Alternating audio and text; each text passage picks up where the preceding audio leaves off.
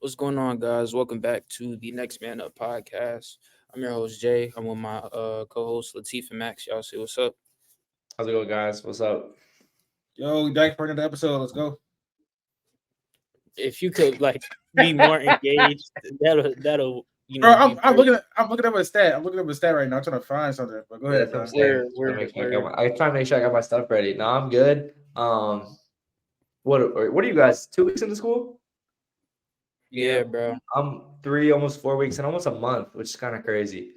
Damn. Almost being a month back in school for me is pretty wild. So, Yeah, but you went back earlier than us, like way early, I think. I'm back like the 8th or the 9th or whatever. Yeah, yeah, that's crazy. I think I came back I think we started like the 17th, but nah, this semester, bro, I can already tell it's gonna be way busier for me than it was in the first semester. And my first semester was already a whole lot busy. But it's gonna be pretty interesting to see how I manage it and stuff like that. But Nah, I just dropped the class today. I ain't gonna lie. Uh, I just didn't like that. It was weird. Like teacher, she one of them teachers that don't use like What? technology. Don't use like technology a lot. Wasn't really messing with it. First assignment seemed real weird. I'm like, yeah, I'm out of here. Switch. I didn't like just lose the credit or nothing. I switched the class basically. So. nah, I ain't gonna lie, bro. I did the same thing. It was this criminal justice class, bro. And he was like the stuff he was talking about. He was talking about doing theories, and then you couldn't use your laptop for notes and stuff. I was like, nah. I ain't gonna My lie, criminal justice class sound fire though. I can't lie, it Nah, sounds fire. see, the thing is, I was gonna minor in criminal justice because I love the criminal justice class I was in, freshman year. But it took like a turn. Like I could tell, like it was gonna be something that I didn't care about. So I I, just I gave her 2 class periods. After that, I'm like, nah, I'm out here, bro.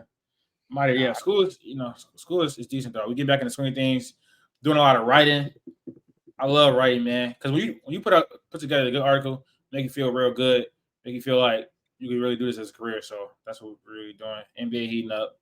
A lot of stuff happening in the NFL. We got to talk about that, but not today, but in the future. Yep. But just to hop right into things, um, major news headline: the 30-13 Bucks fire Adrian Griffin. Uh, End up just hiring Doc Rivers. My bad for having it be that big. Yeah, this was kind of a shocker to me. There's clips surfacing around on Twitter. You know, everybody's gonna find the type of stuff where it's a little bit of turmoil of like Giannis subbing himself back into the game when Adrian Griffin subbed him out. It just seems like a huge disconnect within the locker room.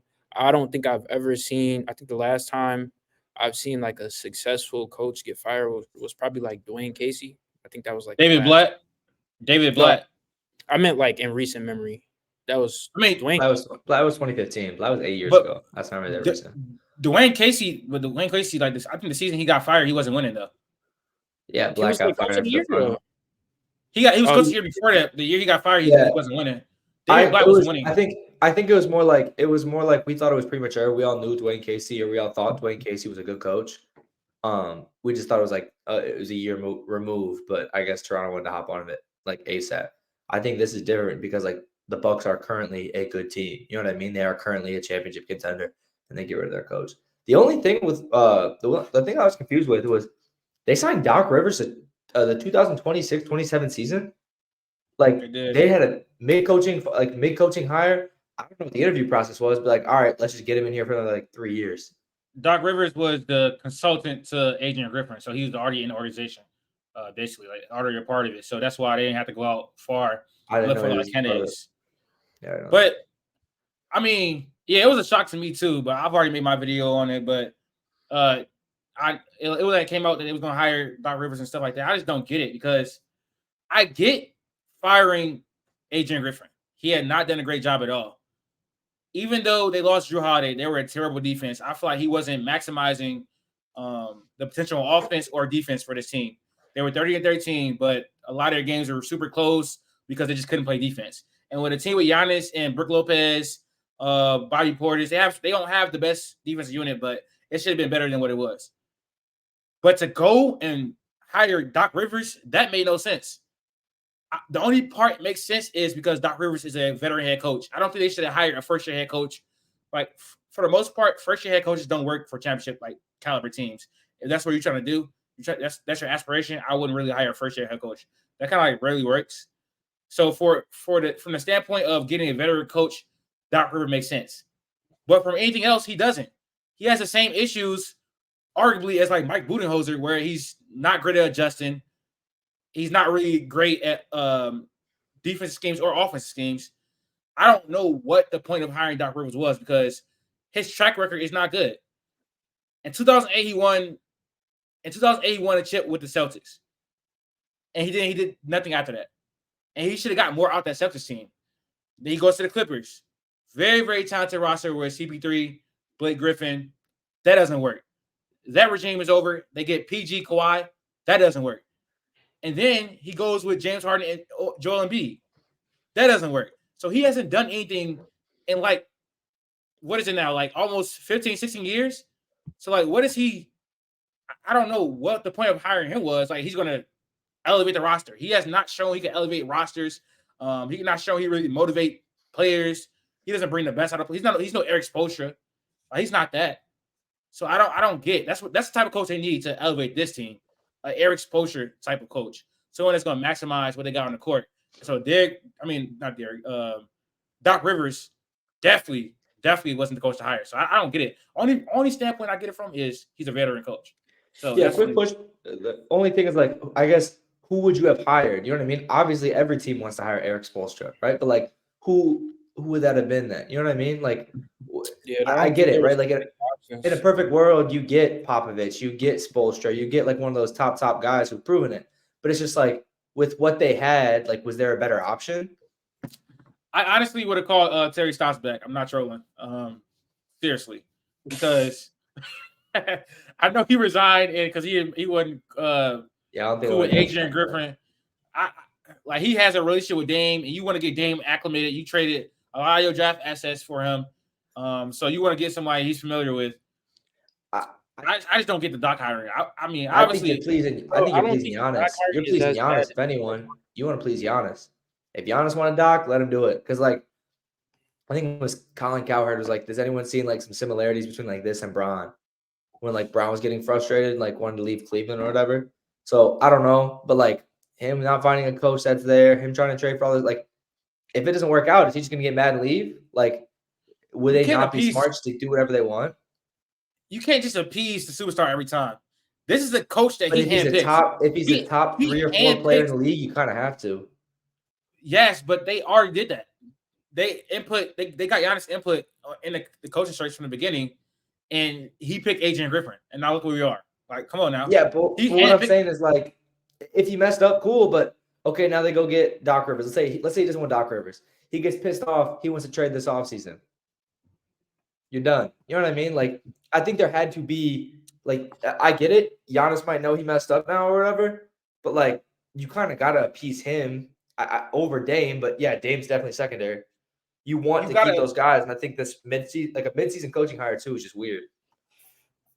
Yeah, mid-season coaching hire is weird, and it's always going to be tricky.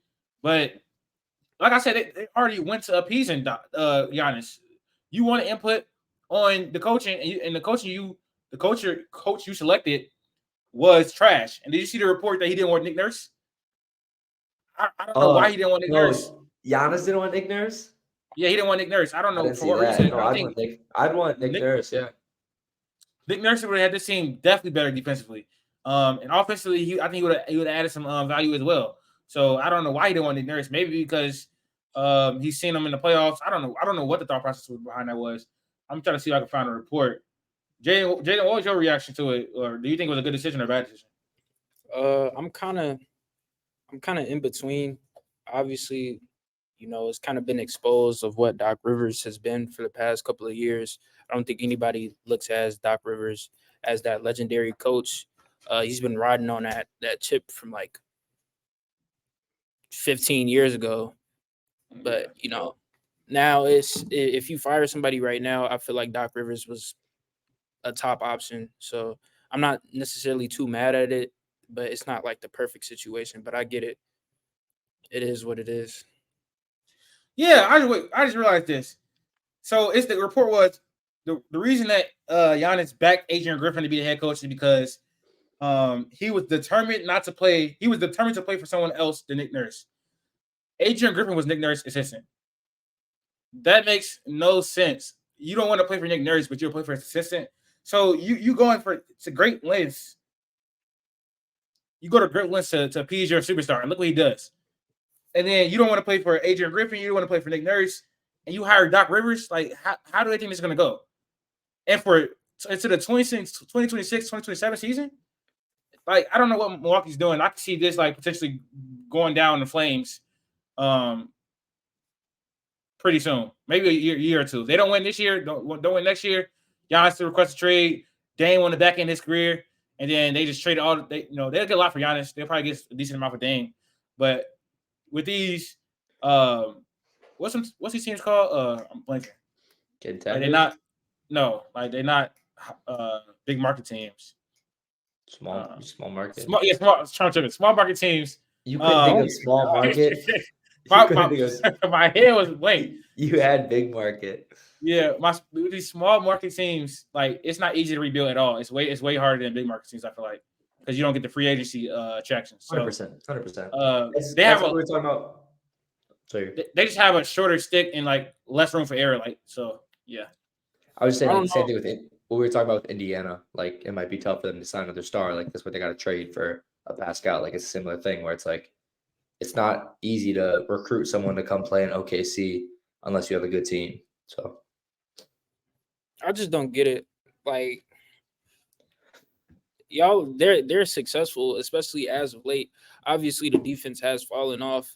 When you lose a guy like Drew Holiday, you don't really have a POA. But they've kind of like, got back into their stride. So I feel like removing a coach, bringing somebody. Why are you looking like that, bro? They just lost 5 straight games like last week, bro. They just lost like 5 straight games. 30 and 13. They have not just hit their stride. They just lost 5 straight games like last week. They had 2 close. That don't mean they hit their stride. They literally bro. The record does not tell everything. Obviously, it's been like 9 instances of them having clashes. Like, first of all, they just had 2 close games with the Pistons. Yeah, they just had 2. They dropped games. Hold on. There was quick thing that could help their defense. I saw another name pop up that's supposedly open to trades that Jaden's very close to.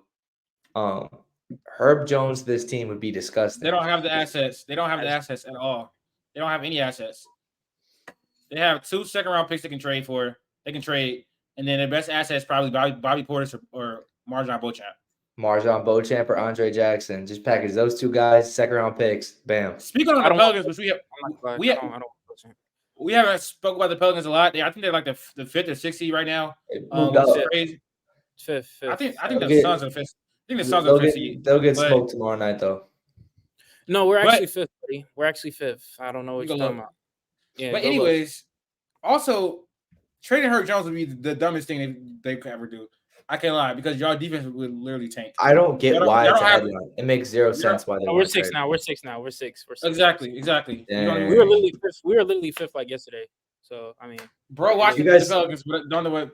We were literally 5th yesterday. And Latif, do you see who's won, by the way? Latif, do you see who's won? Is it the Thunder right now? I swear I checked earlier. Roll the clip. Max Cook. Nobody's putting that in. Nobody's putting that in. I edit the video. It's not going to be put in. Yeah, I know. Roll the clip. Yo, Latif, can you give my boy Zion some credit, man? 17 and 11. 17 and 11.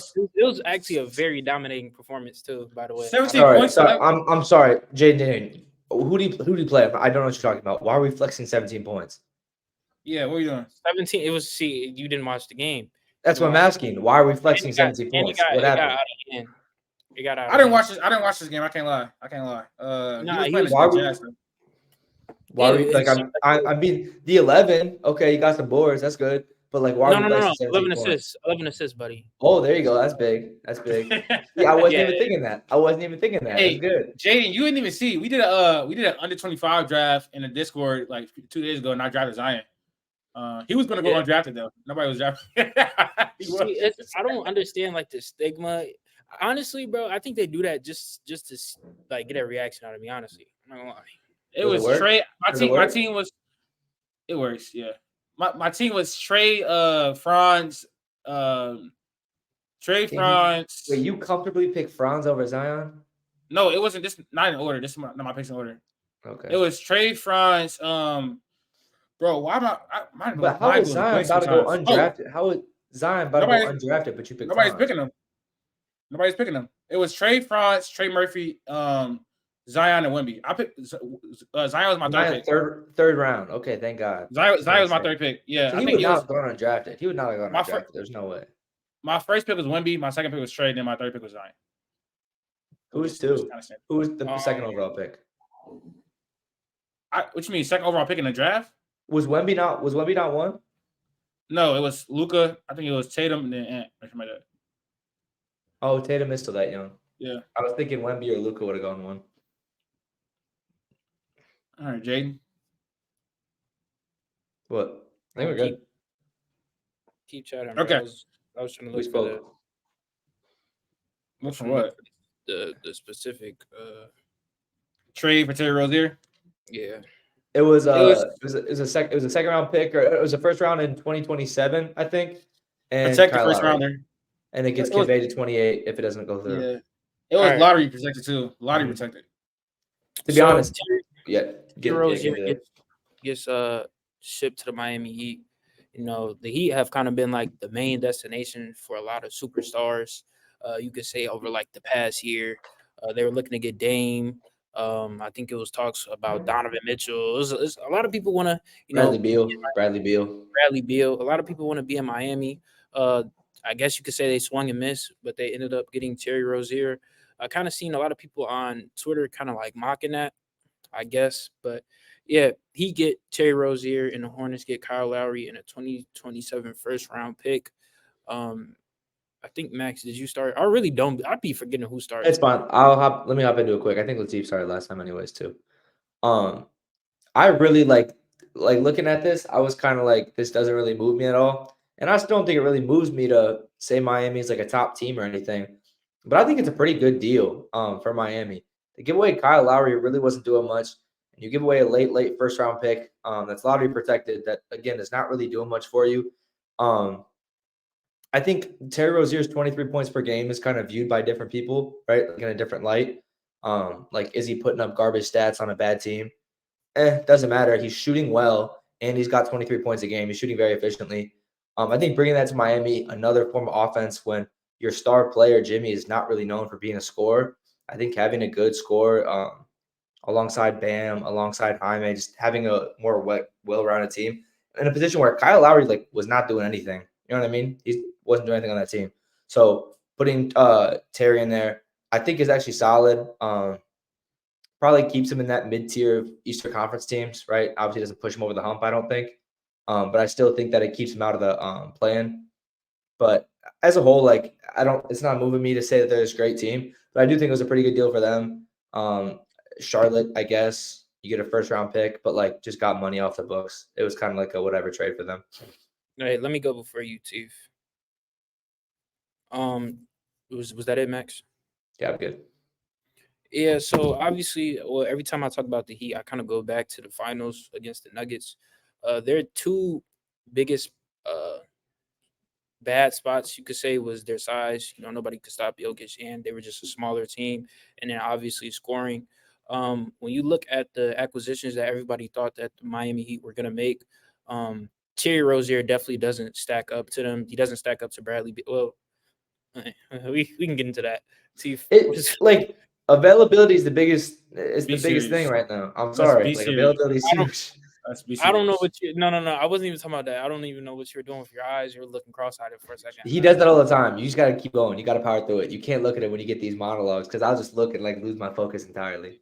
Yeah, that was throwing me off. But obviously, he's not of the echelon of Bradley Beal or Damian Lillard or Donovan Mitchell, whoever, all the acquisitions that they were, reportedly going to make.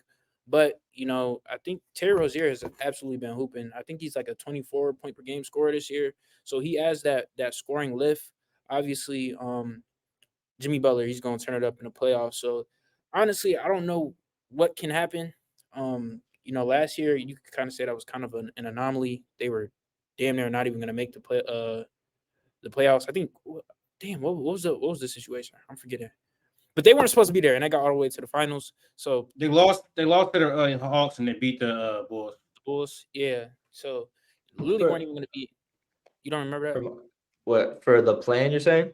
Yeah. Yes. Gotcha. So honestly, I always expect Jimmy Butler to turn it up, and then just the Heat in general to turn it up. So this is a really good acquisition. I like it. I think it honestly made sense for both teams. I think Terry Rozier was kind of getting a little bit overrated this year. Like he's a good player, but I think for most part, this was like an anomaly year for him. So I'll say that. And then, but he was having a great year with LaMelo out. And so I think if he's like a off the bench role, which he may be for the Heat, 6-man type of role, then he'll be great. It's either him or Tyler Hero. Yeah, who's their point guard right now? I have no idea, but I know he was trash in his first I don't game. think. I was gonna say, I don't think you can't play Terry and Tyler starting together. Yeah, that would be. He came off the bench. He Defensively, came it's off the bench nasty. yesterday. He came off the bench. You got. I'm not trying to like cut off your whole thing. You got Hero, Butler, Jaime, Bam. Who's your Caleb Martin? Is that the 5 that starts normally? Yeah, I don't know what they're gonna do. I don't think I've watched the Heat game this year. Respectfully, I'm sorry, but I watched about 2 or 3. Size is still a problem. Yeah, size is still an issue. Size. Yeah. But yeah, I like to move for both teams. I like to move for both teams. Get Terry Rozier, who's going to help with that scoring punch come playoff time. Like Jaden said, that was an issue come playoff time. Terry Rozier is also a 94 percentile pick and roll player as the ball handler. So he can score in the pick and roll. He can play making the pick and roll. He was averaging 7 assists this year.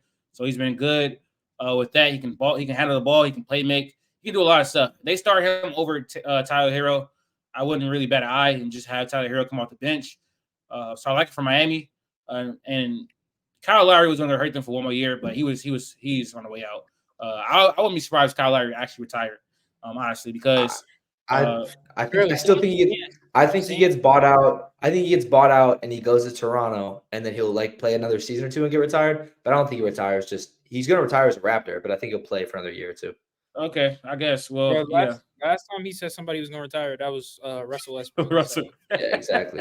Like the overly hating is crazy. That was crazy. That was crazy. Latif. Can I phrase my thought, please? Oh, yeah, sorry. I thought you were done. I do have a question for you when you are done, please, if I could ask you that question. Yeah. Okay. Yeah. Mm-hmm. On the Hornet side of things, though, the pick is going to be lottery protected, so they probably won't get it in 2027, but in 2028 it'll convey, and then they'll get a first round pick for Terry Rozier. I think that's good value, and then you get off his contract. So obviously the Charlotte Hornets are not a free agent destination at all, so they're going to have about $45 million in cap space this year with nothing to do with it because I don't think anyone's signing there. That's assuming they don't resign like PJ Washington or Miles Bridges. So they're going to have to go into this space where they take on bad contracts and try to have teams send back picks with it. I think that's going to be the way through the way they rebuild along with the draft. So, small market teams always got to do it a little bit differently. But I actually think the Hornets want to trade. Well, I think it's kind of close. I think both of the teams want to trade. I think it's a win-win trade. I think it was a very fair trade. Very fair. Charlotte's not as bad of a free agent destination as we think. Who has ever signed there? Yeah, I don't know, but who's ever signed every other place? I just don't think it's a terrible spot. I think they could get if you have LaMelo trying to talk to someone and you have enough money, they could throw it at a second dude. No, I think Brandon Miller should just be the second dude. I mean, that's fine. I was gonna say we gotta go back on this whole draft pick stuff because did you see my text in the group chat, Max? No, MJ cooked, bro. I fear MJ cooked, man. I don't want to say it. I don't want to be too soon. I don't want to be overreactionary, but Scoot sucks. He stinks. I literally just saw a TikTok about it where Latif referred to this Scoot Henderson pick as missing on Michael Jordan. Yeah, I ain't going. I was. You can go back on TikTok. You can say you never draft for fit. You said you can never draft for fit. Michael Jordan say over that. Sam You did say I, Bowie. I was naming Check people. out. I was naming people. But That's you're what you comparing said, side bro. by side, so you can't miss on the generational talent. And trust me, Scoot's career is like nowhere near over, and Brandon Miller is nowhere near like a surefire hit still. But as of right now, Brandon Miller is like Nah, Brandon looking better. Miller I gonna think be He's he's. top I shooting think 5. well. he's averaging about 24 and 5 over his last 4 games. Now he's been cooking. He's shooting well yeah. too. He's shooting like almost 39% from three. So I think It's almost like Scoot shooting 30%. it's almost you got to wait for entire season to play out. He got an in between game too, Tiff. No, he does. Honestly, my boy Scoot was ruined by the G League tonight. They need to abandon that program. Is Whoa, trash. no. Stop. Because in that same It's TikTok, your justification was he's doing all this as a 17-year-old versus grown men. So you love Yeah. the G League back then. I When it ain't gonna looked lie. good. That's what everybody was saying. I'm not gonna go too hard on Teeth, but Hey, No, G League. Don't say everybody. G League Ignite sucks. G League Ignite sucks because Are all you the saying players that there this year too? This year too? in general, like not because I've been seeing a lot of videos on it and made me think like it actually is not a good program at all. They just place high school players on the team, give them the keys. They don't really play like a team at all. They just go out there like an AU team, try to get their own buckets, and then the people on the G League Ignite team are also trying to make it to the NBA. So they're not playing like a team either. The coaching, like I mean, I had it broken down to me, bro. I watched the video with like as a high school recruit, why would you rather go to the G League Ignite, probably make less money than you would with the NIL deal, play for a worse coach who has had not the same history as Coach K, Coach Cal of developing NBA talent? Like, why would you go to a league like that instead of just going to college? Like, it doesn't make sense. yeah, I ain't gonna lie. Better comp. Like you have more freedom. I don't know. It's not really, bro. No, it's better comp. It's better comp because you're going to yeah. But you also have more freedom. It's more freedom. You don't have to follow what a school. For the most part, you're also just struggling. But I'm just saying, like, you play better comp, so you get like exposed better, and you don't have to listen to what Duke has to tell you, what Kentucky has to tell you. You know what I mean? You can go do your own thing. I agree with that. Go ahead, Jaden. Has missed though. Scoot is going to be a miss. Jalen Green, Jalen Green, is a miss. No. The All-Star. He gave up on the All-Star. Jalen Green already. I did give up because he absolutely stinks. Give up that money too. Thank you, sir. Word. No. Once I seen Scoot play like a look at NBA basketball, and it's not even like a whole bunch of like a rookie, like you have to get adjusted. Like obviously all the skills and the intangibles that we say he had, it just didn't live up.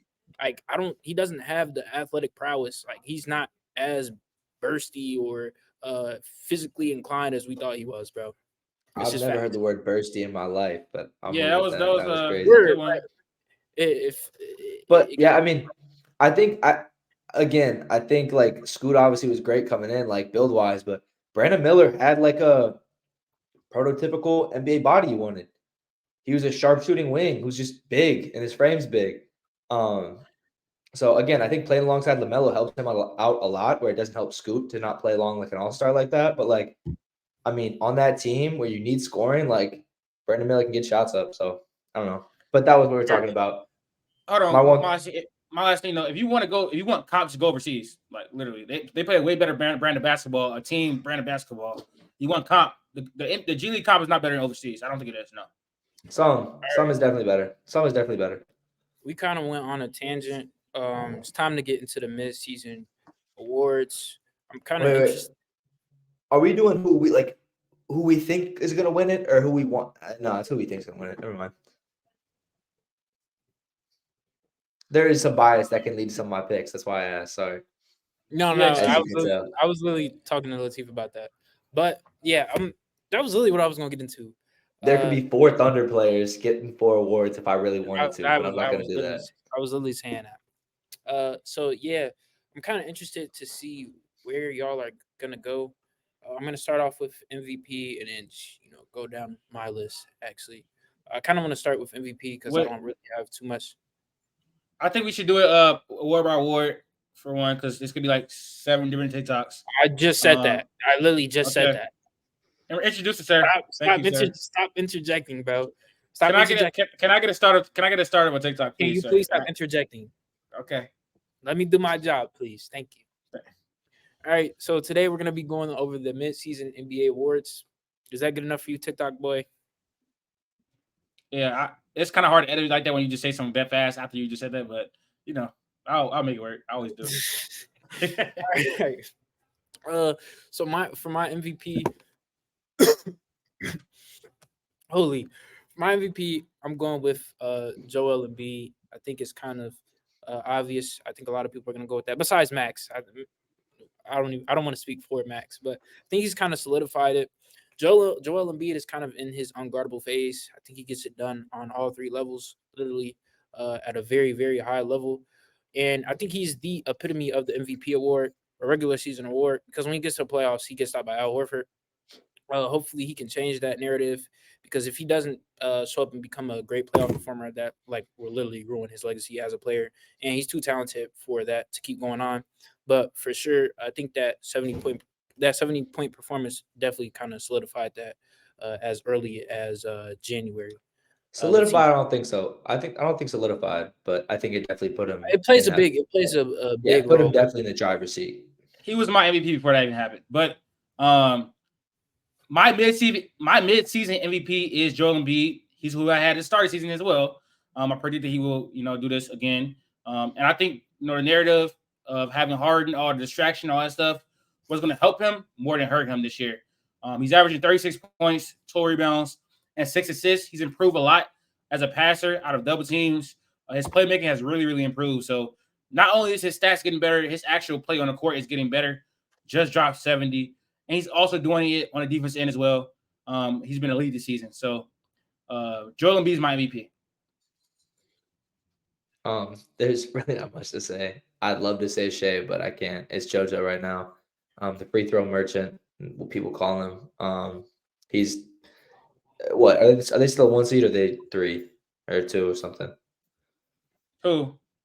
JoJo, The the the Sixers, the Philadelphia, they're Sixers. third seed. They're third seed. Yeah. So regardless, even though they're not one, he is like by far just carrying that team right now. And scoring like Jaden said, no one can guard him.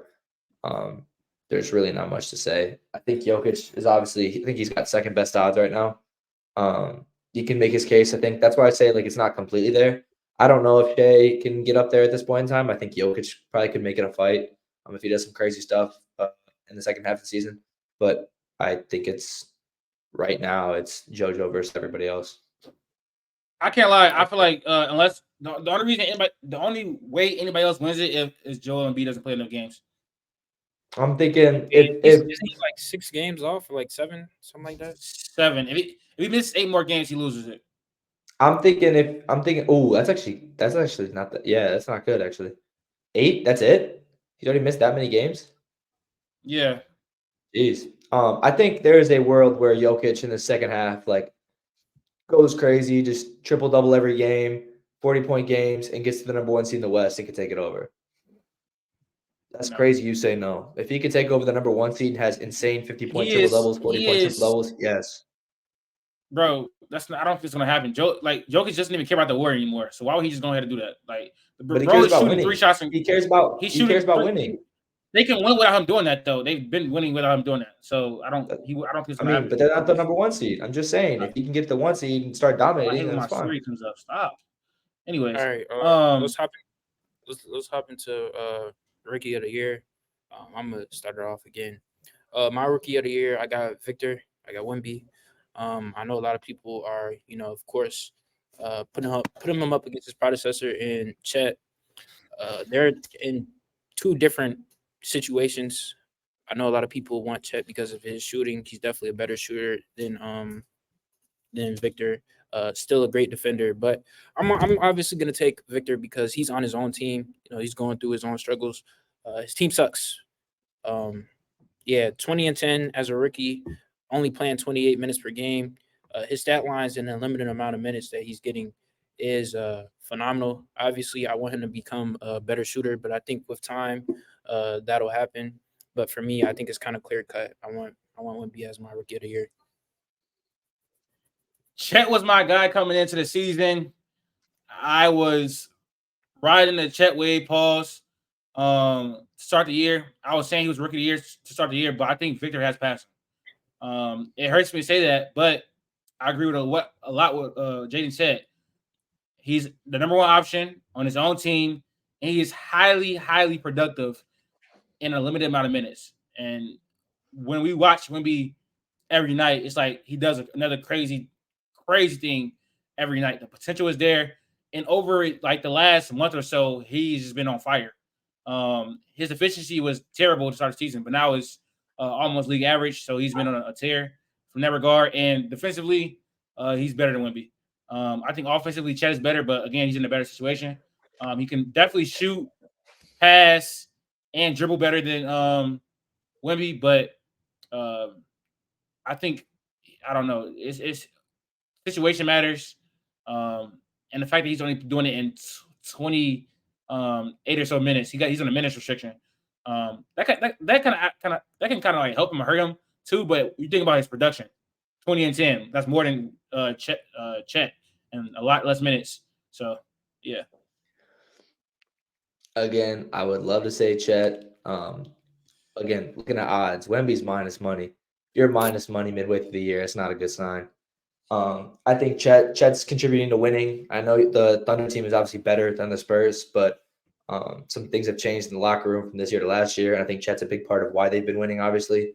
So I don't think to take away from Chet at all. But yeah, Wemby's going to win the award. So I mean, I think again the whole injury thing is still playing into effect, and I think like Chet's deserving of it.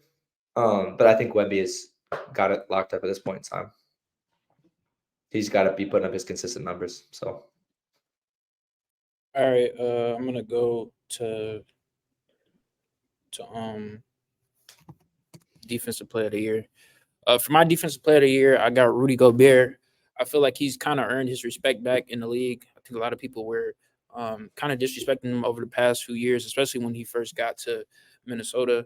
He's averaging 2 blocks, and just I think overall he's kind of anchored their defense. I think early on in the season, I'm not gonna lie, I don't watch the Timberwolves as much, but it definitely seemed like he had Cat buying in on the defensive end a little bit more. So I'm gonna take Rudy Gobert as my defensive player of the year. My defensive player of the year is also going to be Rudy Gobert. He's anchoring the best defense in the NBA, so it's not much to really say right there. But I am looking at the odds right now. Chet is second. That's kind of crazy. but it's not close. It's not close though. Yeah, it's not. Is he minus 290 or minus 350? Different lines got different stuff. Minus 290. Yeah. Then it's OG Anunoby and then Anthony Davis at 4. I'm looking at these odds. I need more respect for Jared Allen. I'll talk about it later though. I need more respect for Jared Allen. We will talk about it later. Your most improved player is Jared Allen. What the? No. Oh I said I need more respect for Jared Allen. Yeah, this is gonna be boring. I got Rudy as well. No, it's finna turn up soon. Is it though? I don't know if it should. Right now, it's kind of like I don't know, but I saw one thing on TikTok that I thought was interesting. Someone said that Rudy Gobert's defense contributes to regular season wins, but his offense contributes to postseason losses. So this year more than ever, I'm like kind of in tune to that and seeing like really how the Timberwolves look come postseason time, right? Like if they get matched up against a team like Denver, a team like LA, a team like I'm not gonna say the Thunder right now, but an experienced like playoff team. I'm just curious to see how that translates because we've seen Rudy in the playoffs and it's not always pretty. So, All right. Going into the next award, I have most improved player on my list, so I'm gonna just go with that. For my most improved player, I have Kobe White. You know, it's kind of great seeing what Kobe White has done this season. Obviously, in his rookie season, he showed flashes, but new additions to the team, Zach LaVine, all that type of stuff. And now, once Zach LaVine goes out, he steps into a new redefined role. He's gotten better in the playmaking. Obviously, you could say he's a better scorer now, shooting like 7 3-point attempts a game and shooting 40%. So I'm taking my guy Kobe White. Chief. Bruh, I'm engaged. I heard everything you said. Anyways, I'm saying you're next. I know. My most improved player is Tyrese Maxey. He's averaging 26 points, 7 assists. He's improved a lot as a playmaker and a scorer. he stepped into that second role with James Harden being out. So that's the reason why he's my MIP. Oh, my bad. I think Kobe's a good option, but I think Tyrese Maxey been more consistent throughout the entire season. So that's how I would go here instead of Kobe White. I'm going with my preseason prediction. Tyrese Maxey is the most improved player. I believe that was my preseason prediction. We can go back to that same thing. Again, I think he stepped in that second role perfectly. There was tons of questioning if he could step up to where Harden was. In the first couple of weeks of the season, he showed he could. He's cooled off a little bit since then, but he's still been playing great. But nods to two guys who I believe I also said were like just my guys at the start of the year, and that's Scotty and J-Dub. Both those guys have stepped up very well. I don't think they'll win the award, but I think they both need their flowers because they have both significantly helped their teams. Scotty's hopped up into number one for his team. I don't think he'll be a number one, obviously, for the long run, but played very well, and same with J-Dub. But Tyrese Maxey should be the most improved player right now.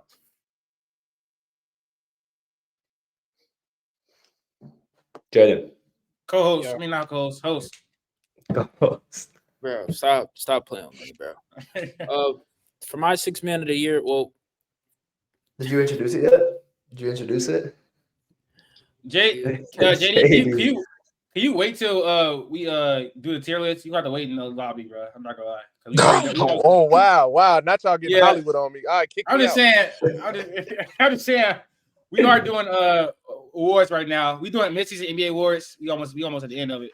Who is your most? Don't kick him out. Ask for his input. Ask him what he got. Okay, what's the question? MVP. Embiid. Unless he doesn't meet that threshold, I think it should be Shea, if we're being honest. But Embiid, like he's playing like the best player. You think it should be Shea? You think it should be Shea? To be honest, listen.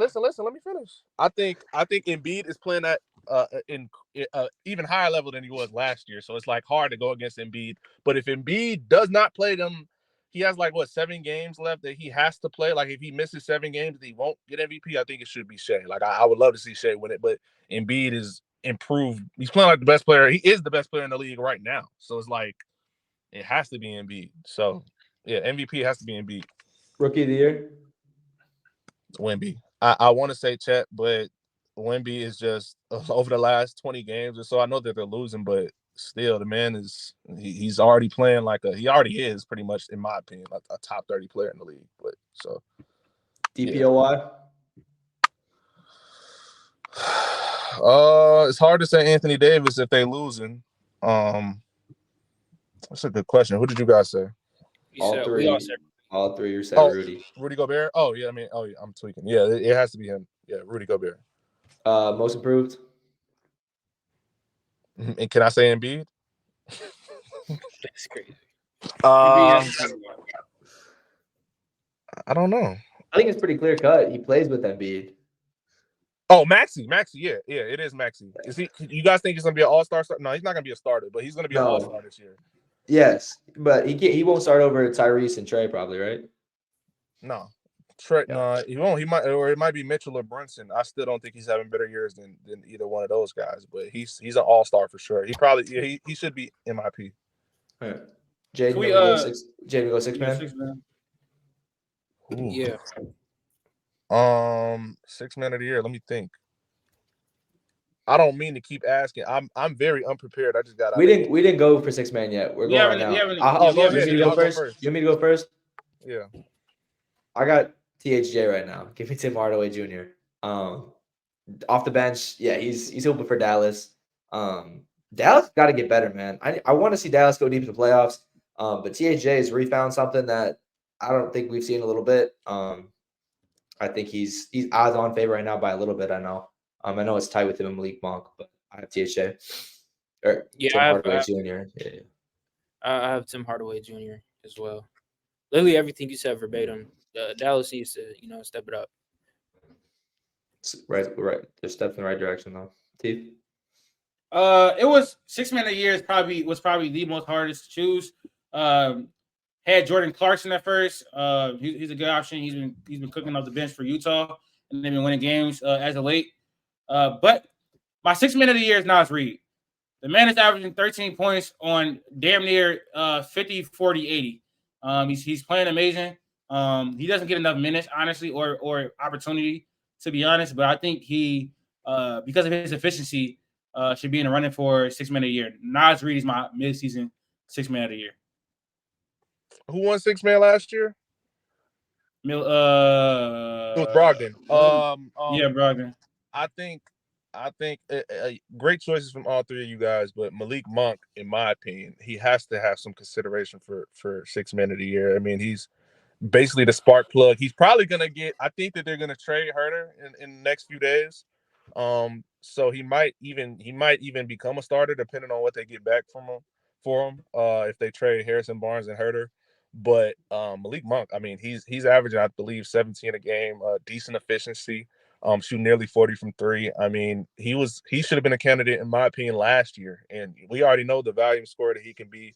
Obviously playing in the Sacramento offense gives him a bit of a boost, but he's always been this guy, as we saw in the Lakers, and like I said, last year he was a big part of what they had going on last year to be the 3 seed in the West. So I think he deserves some consideration. I think he's a very underrated player as far as impact goes, and I think it shows a lot in game situations.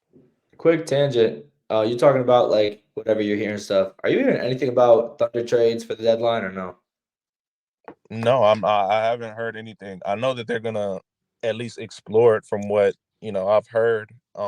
Obviously, I think from what I've heard, I can't say too much, but from what I've heard, I believe that the trade talk is more so a summer thing. They're gonna evaluate. More so, they really want to evaluate how they do in the postseason this year to decide like what are some of the things that we need to upgrade and do. What are some things that who are some players that we might want to go after.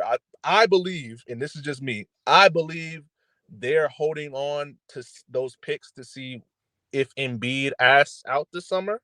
If things don't go well in the postseason, what it looks like for Embiid trade request. And I think we all agree that OKC will be atop that list. For if an Embiid trade request does come in July or June or whenever the postseason is over with. So I believe that's what they're waiting on, is to see, what are some of the things we can improve on. They don't want to jump the needle and jump the gun and trade 3 first-round picks for Laurie when they could keep those 3 firsts, and because it might not just be Embiid, it could be somebody else down the line that we don't even know about or we're not even thinking about right now that ends up requesting a trade this summer. So I mean, yeah, you got to see. We've seen in the past people request trades, or pieces just automatically just start moving in the summer sometimes, like the Paul George thing. Even though that was Kawhi based, we see a lot of the times that a lot of these players that might be up for trade or on the market are like low key deals. So I think Sam Presti is really holding on to those picks again to assess what they need heading into the offseason after this season is over. If they do lose in the postseason, and what things they can improve on to help build around Shea and J-Dub and Chet. But if it's Embiid, I would assume one of J-Dub and Chet are gone. So, but yeah, I haven't heard anything. In my opinion, I think they might make one move, like get off like a bad, not even a bad. They might get off Davis like Bertans I was contract. say Bertans contract or something. So, we'll see. But again, we have to see. You're a real yapper, J. Davis. I like to tell you that. You're a real yapper. I'm a yapper. I'm not gonna lie. Don't let him say that, because Yeah, that was exactly. awkward hating, man. I don't know why you had to hate for that, but anyways, Yeah. we got Coach Beer next. Yeah, Max. I want you to start this one. Yeah, it's. I'm sorry, it's Mark Dagnall. Easy, it is. We're one in the West. You could throw out Chris Finch, that's fine, but it's one of those two guys, and I'm gonna pick Mark Dagnall. Yeah, like I don't know what to say. Like I guess you could throw out some other guys, but two teams that I get. Latif, you had I think it was you and JD both had Minnesota higher. I had OKC higher, but we didn't have them at 1. So both two teams are playing very well offensively and defensively, and you got to give those two coaches credits. So I'll give it to Mark Dagnall though. The coach of the year at the midseason mark for me is JD Bickerstaff. The Cleveland Cavaliers right now are the 4th seed. Mobley's missed time. Darius Garland's missed time. Donovan Mitchell's missed time. The job he's done over the last 20 or so games, I think they're like 17-3, 16-3 over the last 19. It's incredible. He's had them as a 4 seed atop the East, with a whole bunch of injuries. They're the fifth ranked defense in the entire NBA, according to adjusted defense rating. So the job he's done this season, I think, has been slept on, and I think Dagenhart is a good candidate. I think Finch is a good candidate, but I'm going with JB Bickerstaff. No, on this one, I'm gonna have to agree with Max. I'm gonna give it to Mark Dagnall. JD. I also am giving it to Dagnall. I want it to be Carlisle because they have a historic offense right now, but the defense is also atrocious, so not so much. But which can be fixed, I think, with Siakam in the mix. But Dagnall, I mean, who would have thought that? I mean, obviously, like Max did, but I mean, I didn't think that they would turn around this quickly. Just going from they were the 9 seed, I believe, last year to the first seed or fighting for the first seed in the West this quickly just by inserting Chet. But it's not even just inserting Chet. Just watching OKC this year, they have some really great. He has a lot of really great adjustments, adjusting to who they're playing and minutes wise and just rotation wise. I really noticed that he really likes to adjust to who they're playing. And, you don't really see a lot of coaches do that nowadays in the NBA. I mean, obviously with them being a young team, roles are going to fluctuate game by game. And I think that's also like a superpower of Dagnall's because, again, when you have a younger team, you have a bit of more leniency to pull players versus when you have veterans, you can't always do that. A lot of people have egos and are emotional. So him being able to balance a lot of the personalities on the team with them being a young team, with a lot of the situations obviously going on with Giddey and, just in general, for them to be able to play through a lot of the stuff that's going on and just, again, be on the tier that they are to start the year, it has to be Dagnall. And, the X's and O's part of him is really what I'm fascinated with. So I think it's Mark Dagnall. I wanna Max. I want to give you your credit, man. You really did cook when we didn't we all didn't think that the stuff that you were saying was gonna turn out, but it's actually turning out, man. So I definitely got to give you your I'm not gonna props. I'm not gonna say it's done yet because they still got a whole half of the season left. But I think top 5 does not look bad. Top 4, top 5 does not look bad. So, but Teef, you were also on Minnesota. You got that one. You got Minnesota. I did not have Minnesota this high.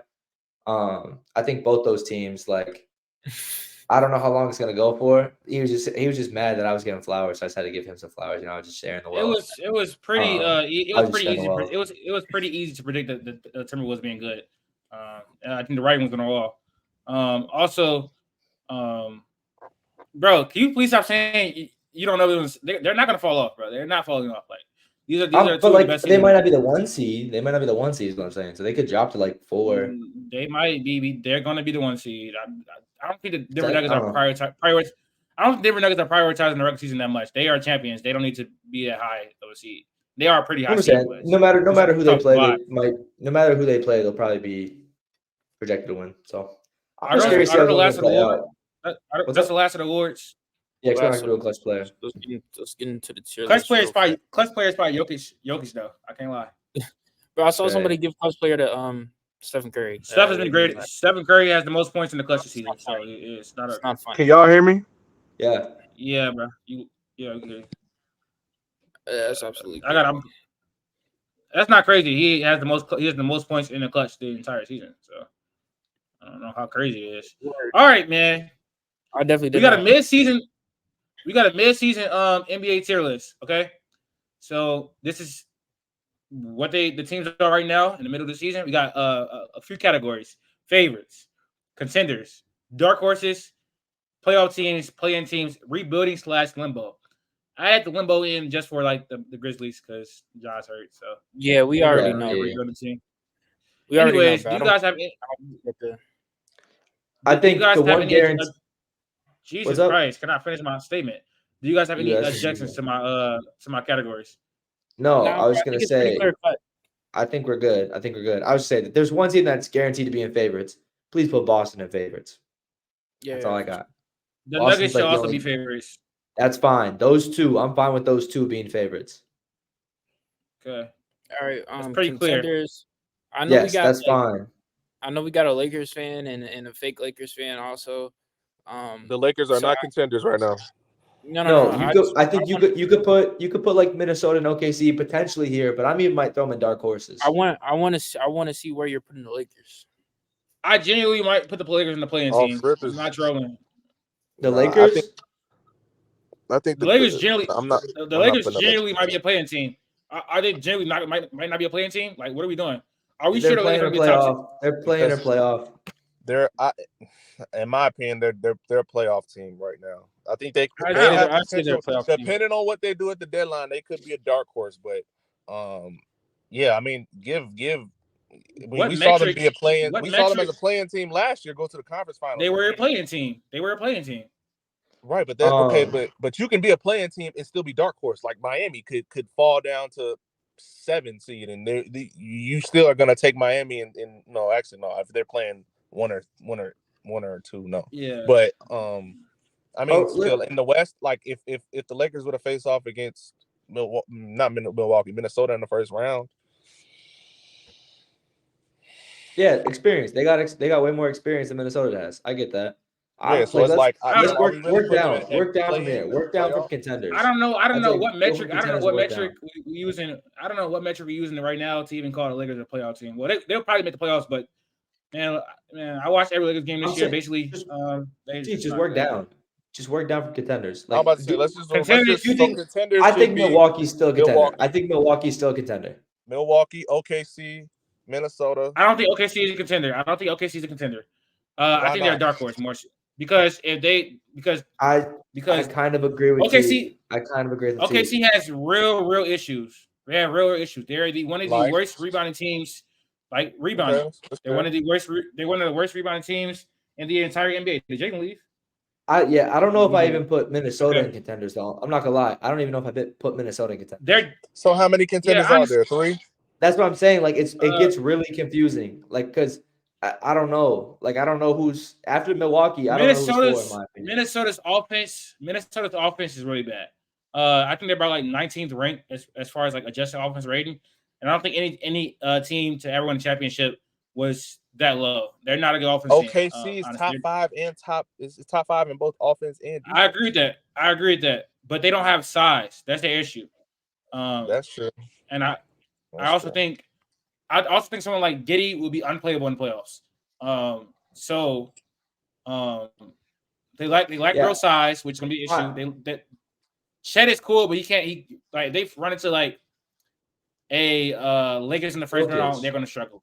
If they run to Jokic, I just don't know how we're gonna deal with it. Of course, anyone's gonna struggle against Jokic, but I'm just saying, that's realistic. How many teams are you confident in them beating in the entire Western Conference?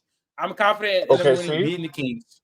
Yes, I'm confident in them beating the Kings. The Warriors, who are not making playoffs. This conversation, I'm scared of Denver. I'm scared of the Clippers. I'm scared of the Lakers. You're scared of almost the entire. I'm not even confident in them beating the Mavericks. 3 teams. They can beat the Mavericks in my opinion. They can't beat the Mavericks. They can't beat the Mavericks, but I'm not. It's not confident. It's Luka. Come on, man. I'm not confident. That's fine. Well, that's true. But it's Shea. We've seen Luka play in the playoffs, perform at all-time levels. I agree, but we still have to see Shea do that. But I mean, I think Minnesota and OKC should be in the same tier, in my opinion. If you want to put them both in contenders, cool. Put them both in dark horses, cool. Yeah, I think they are similar caliber teams. You have to choose one. Just like you're saying, Minnesota's offense is not good. And you're talking about OKC has a lack of rebounding. Like with OKC being top 5 in offense and defense, how can you have Minnesota in the contenders but not OKC? I think I'll put them both there. To be honest, I think that's. Go ahead, put them in dark horse. That's fine. That's great logic. Am I weird to say the Clippers aren't contenders? Am I weird? They are. No, they're not contenders. They're a dark horse team now. Like I don't think so. It's experience. It's depth. They can score from multiple ways. You got point of attack defenders. Jordan, what are you watching? What are you watching, brother? They're a contender. The Clippers. The Clippers are one of the best teams in the entire NBA. I think the skepticism is comes from injury. Health. I'm about to say health. Yeah. But if we're talking about strictly healthy, sure they can. Sure. What are we doing with the Sixers? I can't put the Sixers in. Sorry. I think my bad, not to interrupt you, but I think the Clippers are better than the Thunder and the I would be scared to face them in the playoffs. I would be scared to face them in the playoffs. They don't have size, but like their center rotation is pretty good. They obviously have the star power with They have James Harden. experience. That's the Yeah. biggest thing. They have so much If experience. Kawhi is healthy, in the playoffs, they are contender. I'm not gonna lie. Exactly. Yeah. Phoenix and Philly are the two teams I'm looking at. Philly's not a contender because they have not proved it at all, but they're definitely dark horses. Correct? Yes, they are. Where is the okay? All the way on the I see right. All the way on the right. Phoenix, I think, can still be a dark horse based off the fact they have KD and D-Book. The Phoenix is the 15th. They're on a hot streak right now. They're fifth in the West. But I don't really buy into them in the playoffs. I can't lie.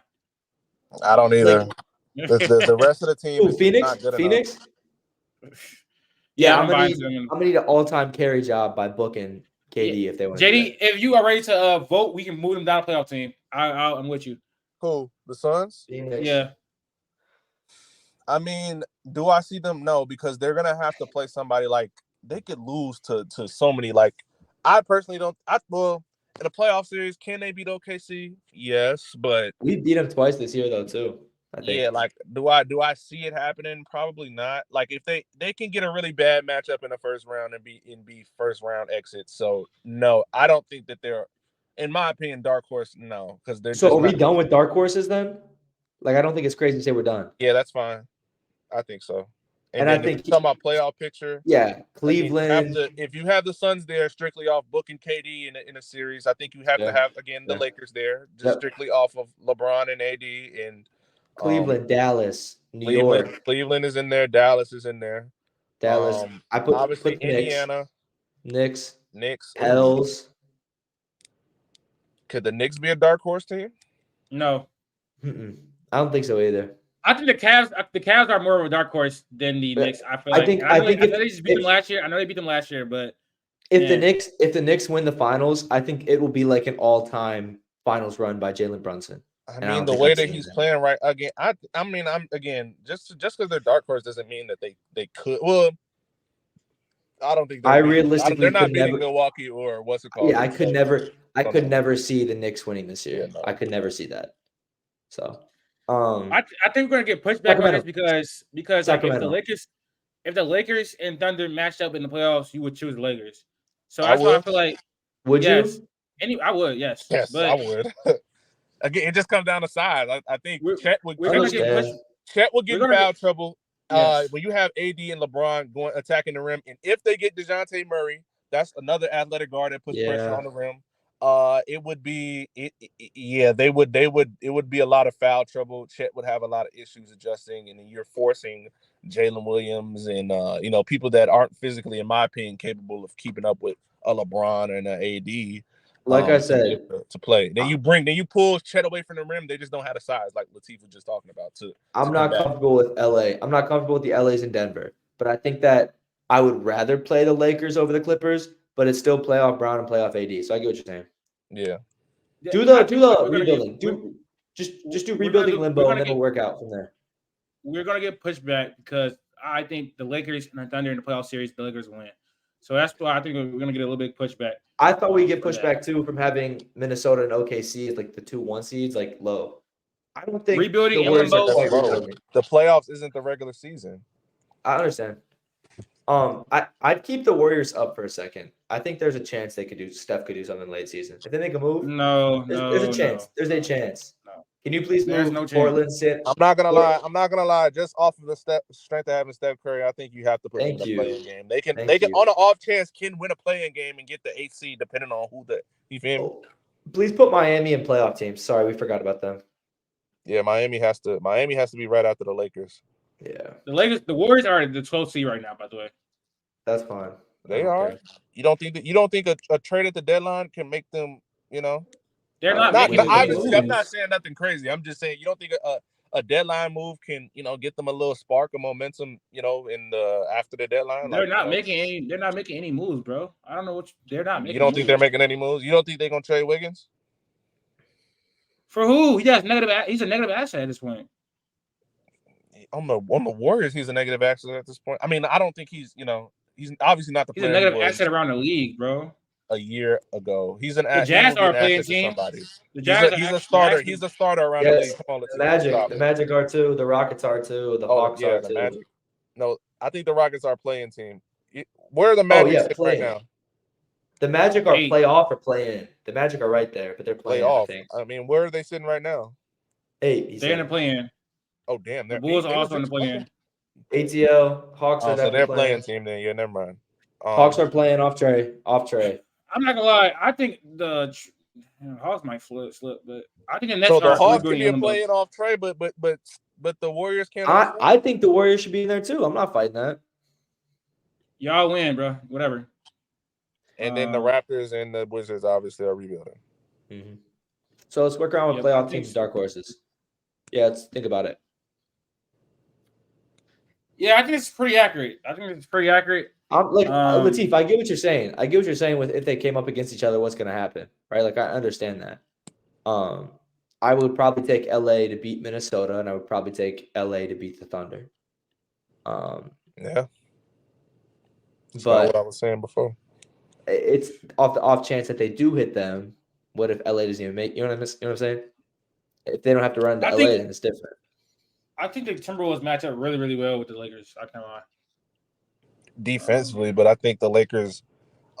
Again, I'm speaking to because all the signs are reporting that it looks like they're gonna get DeJounte Murray. I am at first I wasn't a fan of the move, but when you think about what they kind of need at the point of attack, I think that he will be a better defender with AD on the backside. What's the package? What's What's the package? What's the package for him? The point of attack. Here we go with that. I mean, I'm not saying he's obviously not the defender that he once was, but I mean he's a better defender than anybody that the Lakers have at the guard position right now. So, yeah, I think and then you get him motivated, and again you have help side with AD, and LeBron has been a decent defender at times. Obviously, he's a good defender. I think in the playoffs anyway. A playoff setting, he's a good defender, and he's locked in. So I think that he can be, especially in a Darvin Ham heavy defensive system. I think he could flourish, and in my opinion. What's the package, JD? What are they trading for him? Unfortunately, I think you have to trade D'Lo. Even though I don't want to, but in a perfect world, I say trade Rui, Hood Schifino, a first, and some pick swaps, and probably like a second or two to get the deal done. I think that if they can get the deal done for Rui instead of D'Lo, because there sounds like they're trying to, put D'Lo in a third team trade. Like they don't want the Hawks don't want D'Lo. So yeah, I saw if that. you want to facilitate a deal like realistically, and put Rui, because Rui and D'Lo have the same contract. So I mean, realistically, you can do the deal with Rui, and everything's fine. So in the perfect world, you have a 3-guard lineup of DeJounte, D'Lo, and Austin Reeves. Hey, Ham doesn't even play Rui to the extent that he should be playing him. I think Reeves would need to come. Reeves would need to come off the bench at that point. You just put Torian Prince in there. That's fine. But yeah, I think that I really like the outlook of a potential three guard a 3-guard system with D'Lo, and I mean, even if you have to throw in Max Christie, I think that DeJounte Murray could be huge for the Lakers, in my opinion. Especially with the way he's playing right now on the offensive side of the ball. You put him next to even more shooters. And I think the Lakers have to still go after some shooters. You have to, in my opinion, you got to get rid of Cam Reddish for something. And, they have some seconds from the Thomas Bryant trade last year. So they have some things to work with. And, seeing the Magic Rob pulled off last year, I'm going to give him some grace and say he can do something along those lines again. I'm just being optimistic here. Like I said, if they could pull off a trade and, keep D'Lo and have him with Reeves and DeJounte, I think the Lakers move into that dark horse category just off of a trade like that. All right, that was episode 70. Thank you guys for watching. If you like the content, make sure you subscribe to our social media to know when we're posting and getting updates about the channel. It's always a pleasure to have JD on, even if he's in the car. Yes, sir. That's going to do it for episode 70. Before I hopped on. My bad. Go ahead. Oh, that's great, though. That's great. Unless people doing interviews. That's something I'm working on. But anyways, that's gonna do it for episode 70. Thank you guys for tuning in.